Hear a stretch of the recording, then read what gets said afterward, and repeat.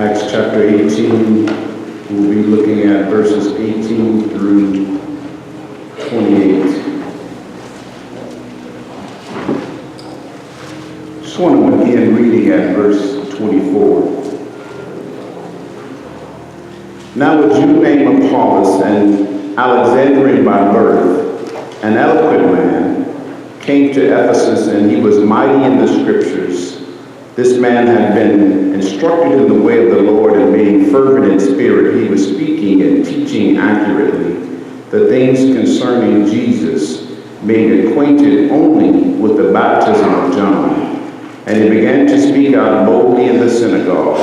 But when Priscilla and Aquila heard him, they took him aside and explained to him the way of God more accurately. And when he wanted to go across to Achaia, the brethren encouraged him and wrote to the disciples to welcome him. And when he had arrived, he greatly helped those who had believed through grace. For he powerfully refuted the Jews in public, demonstrating by the scriptures that Jesus was the Christ. You may be seated. We are continuing in this journey through the book of Acts. We find ourselves at the latter part of Paul's second missionary journey, and he will be starting the third missionary journey. In this second missionary journey, Paul has traveled through Thessalonica to Berea. You remember the Bereans were more noble-minded. They searched the scriptures to make sure that the things that Paul was saying was true. He leaves Berea from the noble-minded to Athens, where they were intellectuals and idolatrous and worshipers of pagan gods. It was in Athens where the speech before the Areopagus took place, which placed Paul in a desperate situation where he is now running again for his life. From Athens, which is the intellectual center, he goes to Corinth, Sin City. Corinth was like the modern day Las Vegas. What went on in Corinth stayed in Corinth. To be Corinthianized, to be identified as one who was Corinthianized, was to be identified with one who was sexually immoral. So Paul, in his missionary journey, God is leading him through all of these places. And in Corinth, Paul finds himself down in the dumps. He is a little low, and God uses him even there in Corinth. And so Paul continues this missionary journey. God told Paul, however, that he was going to be with him. He told Paul in Corinth, don't be afraid. Continue to speak out boldly. I'm going to protect you. And at that time in verse 12, Acts chapter 18, he was brought before Galileo. He was the proconsul of Achaia. And a long story short, Galileo begins to speak on Paul's behalf, and Paul leaves Corinth, and he is on at the end of this second missionary journey. We find and pick up here in verse 18. And it says, Paul, having remained many days longer, took leave of the brethren and put out to sea for Syria. So Paul is leaving Corinth. We're talking about Paul's missionary path, verse 18 through 22. He says he sets out for Syria, and with him were Priscilla and Aquila. They came up on last week with Priscilla and Aquila. Of course, the woman whose name was identified first probably means that she was probably the teacher of both of them. She was probably either from a noble background, but clearly in the scriptures, her name is identified before his, which was unusual in that day. They'll come up again, and God is going to use Priscilla and Aquila mightily. I just want to make a note. God has always used women, and he will continue to use women. In this particular couple, the woman was the prominent teacher. And there's no problem with that in the scriptures, because this was not something that was taking place in the church. And so it says they set out to the sea for Syria, and with him were Priscilla and Aquila.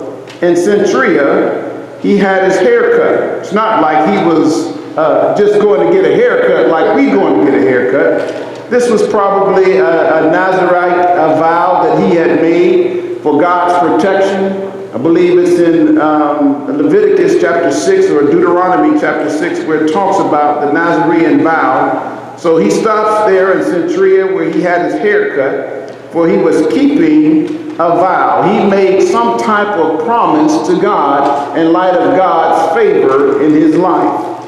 I'll just say this. The scriptures is clear. If you make a vow, make sure that if you tell God you're going to do something, make sure you honor your vow.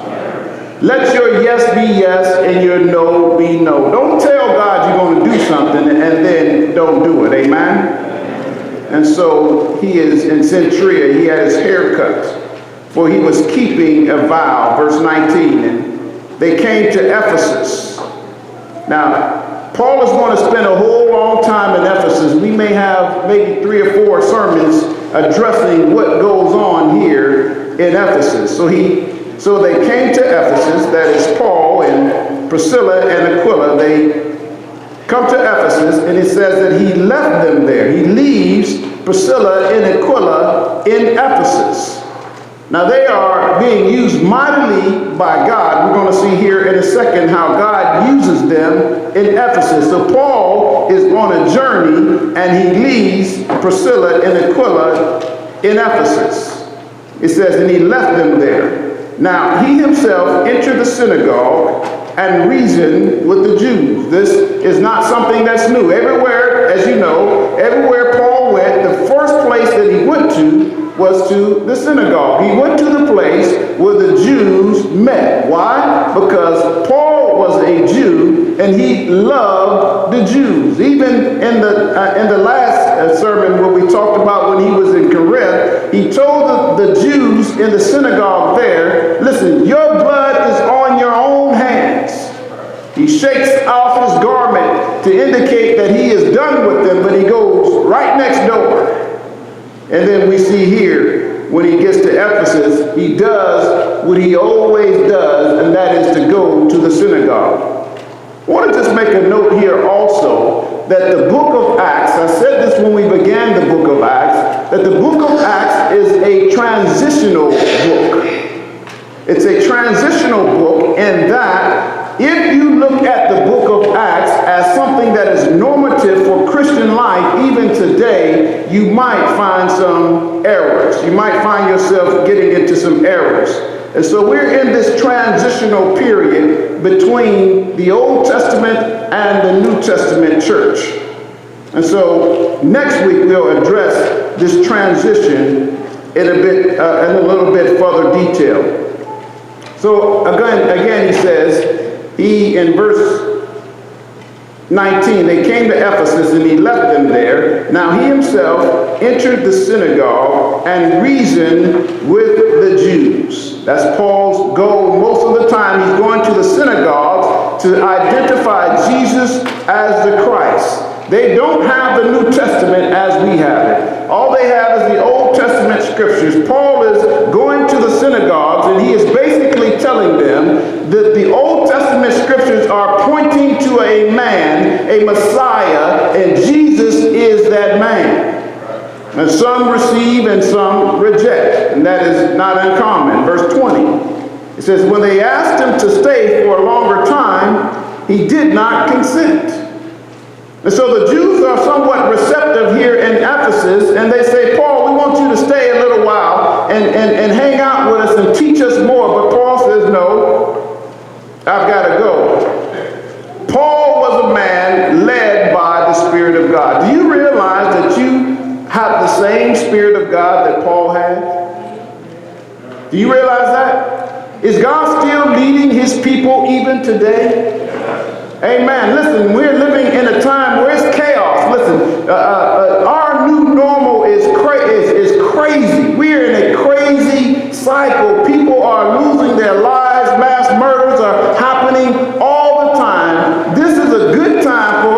sensitive to the voice of God and do what God tells us to do. Just like the saints of old, we need to be sensitive to the voice of God. When God tells us to do something, we need to do it. He says in verse 20, so they asked him to stay for a longer time. He did not consent. Verse 21, but taking leave of them and saying, I will return to you again if God wills. Paul is so sensitive to the voice of God. He's on these missionaries' journeys. He's traveling all over the place, but he is sensitive enough to the voice of God to know when it's time to go. So he says, I'll come again if God wills, or if God opens the door. If he gives me the opportunity, I'll come back. And then it says that he set sail from Ephesus. Verse 22, we're talking about Paul's missionary path. When he had landed at Caesarea, he went up and greeted the church and went down to Antioch. So obviously on his first missionary journey, there was a church established in Caesarea. So he went up and he greeted the church. And then it says, and he went down to Antioch. And verse 23 brings me to the second point. Now, one of the things that I'll have to be honest, as we go through the book of Acts, some of this stuff just is not real preachy. It's just the facts. You know, I think about how to say the facts a little bit more glamorous, but there's nothing special about the fact that Paul was actually just traveling from place to place, sharing the gospel of Jesus Christ. But then we come to Paul's mission purpose. He does this for a reason, found in verse 23. It says, and having spent some time there, that is, in Antioch, he left and passed through successively through the Galatian region and Phrygia. And what was he doing? He was strengthening all the disciples. Now that is no small thing. When Paul goes to these places, he is intentionally going to the synagogue to reach the Jews, to evangelize, if you will, but he's also spending time strengthening the churches. God knows our churches need to be strengthened today, amen? There's so much stuff out there, and there are so many people that are talking about where is the church. Listen, if you haven't heard it already, you're going to hear it here real soon. Where's the church with all of this stuff happening? You got people killing babies and mass murders, and people are asking the question, where is the church? What's the responsibility of the church? I've said this before. The church is not a social agency. Our responsibility is to advance the kingdom of God. The problem with the church is we have gotten too involved in civilian affairs.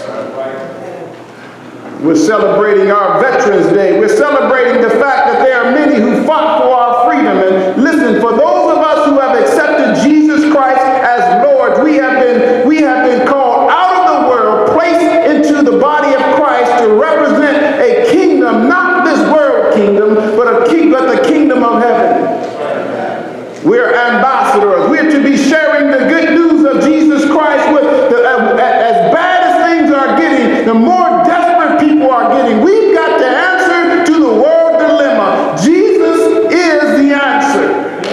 As the song says, for the world today, above him there is no other. Jesus is the way. Listen, people need Jesus. Our politicians are not going to change the situation that we're in. Our government is not going to happen. It's not coming from our president. It's not even coming from our educational system. Listen, the answer is the ecclesia, the church, those who have been called out of darkness into the light of his Son. This is the time for the church to rise up, to not be afraid. Listen, what's to prohibit someone from coming into these doors and spraying us all down? Nothing but God's grace. There's nothing to prohibit stuff like that happening here at Rise